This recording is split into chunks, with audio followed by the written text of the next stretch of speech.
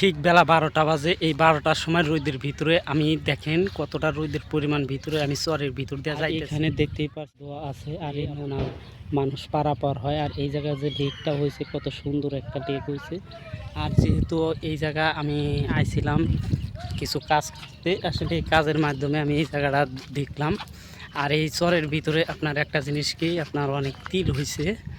যদি তিলগুলো দেখায় অনেক সুন্দর সুন্দর তিল হয়েছে। আবার এইদিকে আপনার পাট পাট যেটা বলে পাট হচ্ছে। সব মিলিয়ে চরটা অনেক সুন্দর ও চমৎকার। আর এই তিলের যখন ফুল ফুটে তখন অনেক মৌমাছি আসে এই তিলের কাছে মধু সংগ্রহ করার জন্য। সো চরের এইরকম জীবনযাত্রা। আর এই যে চরের যে রাস্তাঘাট, যে রাস্তা দিয়ে চলাচল করা হয়, ধরেন এই সিস্টেমই হয়, মানে এক ক্ষেতের আল দিয়ে যাইতে হবে। এছাড়া বুদ্ধি নেই, চরের ভিতরে কোনো রাস্তাঘাটের কোনো ব্যবস্থা নাই।